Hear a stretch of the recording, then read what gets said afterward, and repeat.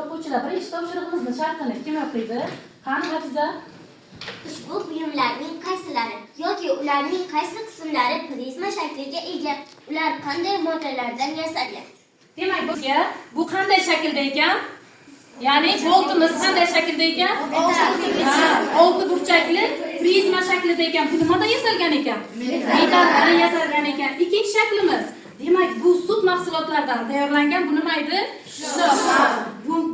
Bu nima shaklimiz qaysi nimaga misol bo'la burchakli prizmaga misol bo'la oladi. Uchinchi shaklimizchi.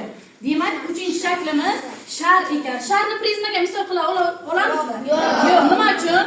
Nima uchun? Chunki sharimizda ikkita asos yo'q. Barakalla. Keyingi shaklimizchi. G'isht. Demak, g'isht nimadan yasaladi? Ya'ni qumdan yasaladi. Buni prizmaga misol qila olamiz. Keyingi shaklimiz ham nima ekan? G'isht ekan. Bu ham nimadan yasaladi? Ya'ni loydan yasaladi. Bu ham uchburchakli prizmaga nima qilamiz? Misol qila olamiz. Shamni bo'lajo'lab uchburchakli shamni prizmaga misol qila olamizmi? Yo'q. Nima uchun? Chunki asoslari yo'q.